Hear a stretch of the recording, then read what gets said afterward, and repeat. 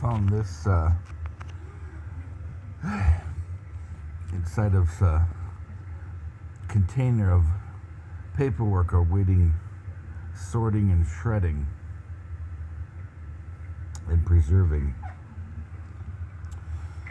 This is the English equivalent of my youngest daughter's mother's name.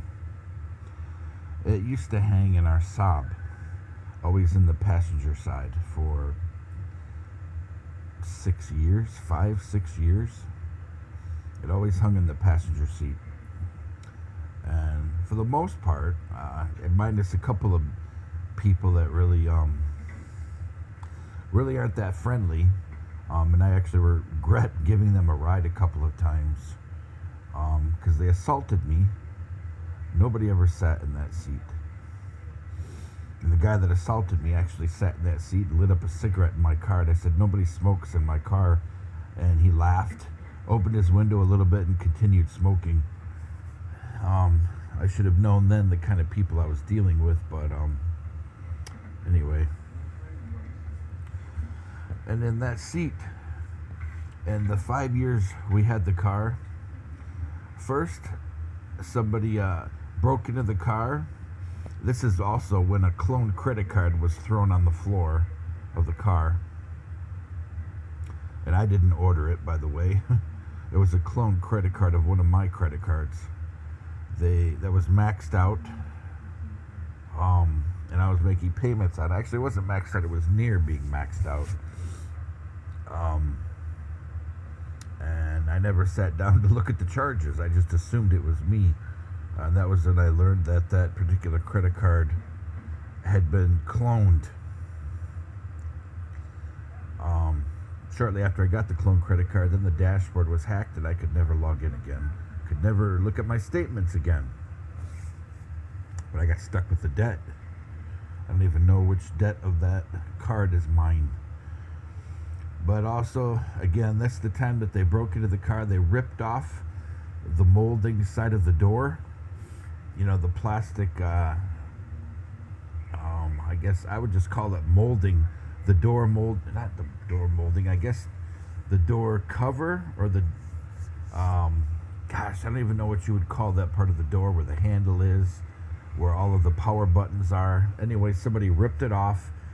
They broke the little attachments that hold it on there, and they broke the window, so we could never open the window again.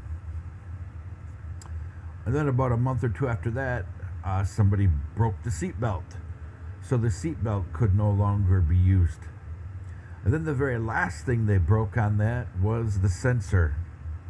The sensor to the seat, so I had to actually pull the fuse and shut it off.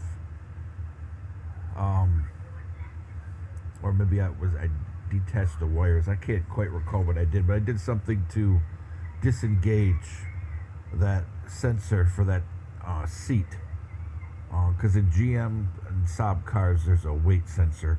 If there's weight, it will turn it on. And just to make sure that there was no issues with that particular, the dinging of the alarm and such, I did something to it because they had done something to it, or maybe it was that they activated it permanently. I can't remember. But anyway, I had to disengage the seat sensor for the passenger front for that seat so that it wouldn't go off all the time. But so somebody targeted that seat. And again, this was when we lived in a place called owned by Midwest Capital Management LLC in Saginaw County. And we were repeatedly targeted there. Once again, surrounded by people that targeted us, and that time surrounded by people that actually physically assaulted me about 4 or 5 feet from my own porch. But yeah, apparently back then they were targeting her too in their own way. And then they did something. Yeah, within a year or two of all this stuff happening, that's when The other guy offered for her to come live with him, and he would marry her, since I'd never brought her here. Again, being set up by the Saginaw County community, specifically some racial extremists here. You know, I don't want people to judge all people of a race or religion, but the fact of the matter is, a particular racial extremist group, there's a lot of them here. And they seem to target my family. But this is a memory. Another piece of our family. My daughter's mother. My youngest daughter's mother.